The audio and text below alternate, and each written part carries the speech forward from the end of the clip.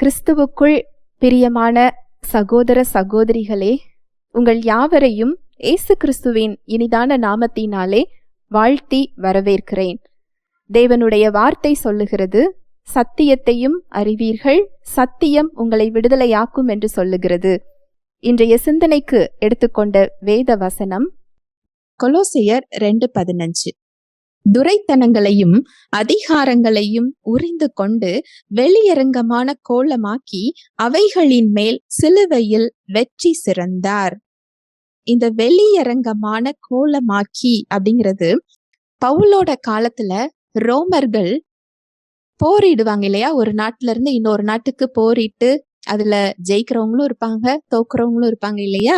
அதுல அங்க வெற்றி பெற்ற ராஜா தோத்து போன ராஜாவை என்ன பண்ணுவாராம் அப்படின்னா, அவருடைய ஆயுதங்கள் அதெல்லாம் வாங்கி வச்சுட்டு அவரை சங்கிலிகளால கெட்டி, அவருடைய வீரர்கள் எல்லாம் ஆயுதங்கள் இல்லாம நிராயுத பாணிகளாக சங்கிலியை வச்சு கெட்டி ஒவ்வொரு தெருவாக அவங்க இழுத்துக்கிட்டு போவாங்களாம். அங்க ஜெயிச்ச நாட்டோட ராஜா இருக்காரு இல்லையா, அவருடைய மக்கள் 2 புறமும் வரிசையாக நின்று அதை வேடிக்கை பார்ப்பார்களாம். ஒரு அணிவகுப்பு, ஒரு பரேடு அங்க நடத்தப்படுமா. அது மட்டும் இல்ல, அந்த தோத்து போன ராஜாவுடைய கையில உள்ள பெருவரலையும் கால்கள்ல உள்ள பெருவரலையும் அவங்க எடுத்துருவாங்களாம். ஏன்னா அடுத்து அந்த தோத்து போன ராஜாவால கையில வாள் பிடிக்கவும் முடியாது, அந்த கால் பெருவரல் இல்ல அப்படின்னா அவங்களால பலத்தோடு எழுந்து நிற்க முடியாது, அடுத்து அந்த ராஜாவால போரிட முடியாது. அதற்காக ஜெயிச்ச ராஜா அதை பண்ணுவாராம். இந்த மாதிரி ஒரு அணிவகுப்பை பார்க்கும்போது அந்த மக்கள் இனிமேல் இந்த ராஜா நம்ம நாட்டை எதிர்த்து படையெடுத்து வர முடியாது, நம்மை அச்சுறுத்த முடியாது என்ற உண்மையை அந்த மக்களுக்கு தெரிவிக்கணும் அப்படிங்கிறதற்காக ஜெயிச்ச ராஜா அந்த அணிவகுப்பை நடத்துவாராம். இப்படிப்பட்ட ஒரு அணிவகுப்பை தான் ஆண்டவராகிய இயேசு கிறிஸ்து சிலுவையில் செய்து முடித்திருக்கிறார். காலங்காலமாக ஆதாம் எதை இழந்திருந்தாரோ, மனுக்குலம் எந்த இடத்தில் அடிமையாக அவனிடம் சிக்கிக் கொண்டிருந்ததோ அந்த அதிகாரம் அங்கு உரிந்து கொள்ளப்படுகிறது. அங்கு ஒரு அணிவகுப்பு நடத்தப்பட்டது. மனிதர்கள் மேல உள்ள அதிகாரத்தை, சாத்தானுக்கு இருந்த அதிகாரத்தை அங்கு ஆண்டவராகிய இயேசு கிறிஸ்து உரிந்து கொள்ளுகிறார். உரிந்து கொண்டு அவனை ஒன்றும் இல்லாமல் அங்கு ஆக்கிவிட்டார். இந்த ரகசியத்தை நீங்க தெரிஞ்சுக்கிட்டீங்க அப்படின்னா, இந்த சத்தியத்தை நீங்க தெரிஞ்சுக்கிட்டீங்க அப்படின்னு சொன்னா, நிச்சயத்தோடு, சந்தோஷத்தோடு, தைரியத்தோடு உங்க சூழ்நிலைகள்ல நீங்க அவருடைய வார்த்தையை பிடித்து கொண்டு எதிர்கொள்ள முடியும். ஹல்லேலூயா, பிரைஸ் தி லார்ட். இதுல வருத்தப்பட வேண்டிய விஷயம் என்ன அப்படின்னா, இந்த தோத்த ராஜாவை ஜெயிச்ச ராஜா ஒரு அணிவகுப்பு நடத்தி கூட்டிட்டு போறாரு இல்லையா? இந்த அணிவகுப்பை பார்க்காத மக்களுக்கு இந்த ராஜா தோத்து போன ராஜா அப்படிங்கிறது தெரியுமா? தெரியாது இல்லையா?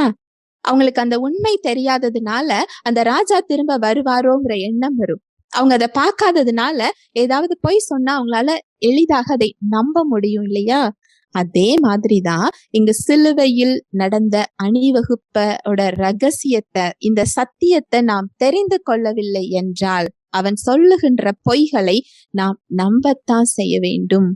அதனாலதான் விசுவாசிகளாக இருந்தாலும், இயேசு கிறிஸ்துவை இரட்சகராக பெற்றிருந்தாலும், அவர் இத்தனை பெரிய மீட்பை அவர் கொடுத்திருந்தாலும், அந்த மீட்பை, அந்த விடுதலையை பார்க்க முடியாமல் அவன் சொல்லுகின்ற பொய்களை ஏற்றுக்கொண்டு பிரச்சனைகளுக்குள் இருந்து கொண்டிருக்கிறோம்.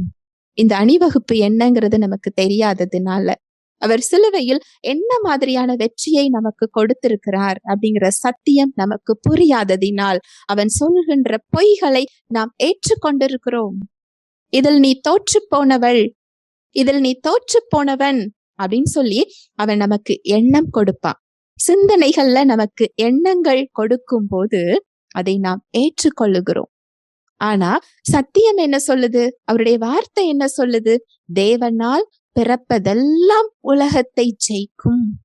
உங்களுடைய விசுவாசமே உலகத்தை ஜெயிக்கிற ஜெயமாய் இருக்கிறது. ஹல்லேலூயா, பிரைஸ் தி லார்ட். பிள்ளைகளே, நீங்கள் தேவனால் உண்டாயிருந்து உலகத்தை ஜெயித்தீர்கள். நம்மெல்லாம் யாரால உண்டாயிருக்கிறோமா? தேவனால் உண்டாயிருக்கிறோம்.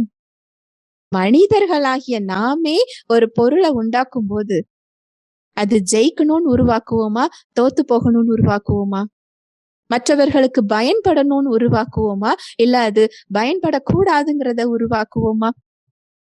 மற்றவர்களுக்கு பயன்படணும்னு சொல்லிதானே அதை உருவாக்குவோம். அப்போ உங்களையும் என்னையும் உருவாக்கியவர் தேவன். அவர் நம்மள ஜெயிக்கணும்னு உருவாக்கி இருப்பாரா, இல்ல தோத்து போகணும்னு உருவாக்கி இருப்பாரா? பிள்ளைகளே, நீங்கள் தேவனால் உண்டாயிருந்து இந்த உலகத்தை ஜெயித்தீர்கள். அந்த வசனத்தை எடுத்து பாருங்க. இந்த வெற்றி எதை குறிக்குது தெரியுமா? நீங்களும் நானும் பெற்ற வெற்றியை குறிக்கல. நம் சார்பில் அங்கு இயேசு கிறிஸ்து செய்து முடித்த வெற்றியை இது குறிக்கிறது. எந்த இடத்துல இருந்து நம்ம எதிர்த்து நின்று கொண்டிருக்கிறோம்? நான் ஜெயிக்கணுங்கிற இடத்துல நான் நின்று கொண்டிருக்கிறேனா, இல்ல அவர் எனக்கு கொடுத்த வெற்றி அப்படின்னு சொல்லி கிறிஸ்துவோடு கூட நின்று நான் அதை எதிர்கொள்ளுகிறேனா? அதுதான் நாம் பெற்றுக்கொள்ள போவதை தீர்மானிக்கும். நீங்க ஒரு சுகத்துக்காக போராட வேண்டிய அவசியம் இல்ல. ஒரு பாவத்தை எதிர்த்து நீங்க போராட வேண்டிய அவசியம் இல்ல. அவருடைய வார்த்தை என்ன சொல்லுது தெரியுமா? ரோமர் 6:6. நாம் இனி பாவத்துக்கு ஊழியம் செய்யாதபடிக்கு பாவ சரீரம் ஒழிந்து போகும் பொருட்டாக நம்முடைய பழைய மனுஷன் அவரோடே கூட சிலுவையில் அறையப்பட்டதென்று அறிந்திருக்கிறோம். அதுக்கு முந்தின வசனம் பாருங்க. ஆதலால் அவருடைய மரணத்தின் சாயலில் நாம் இணைக்கப்பட்டவர்களானால் அவர் உயிர்த்தெழுதலின் சாயலிலும் இணைக்கப்பட்டிருக்கிறோம்.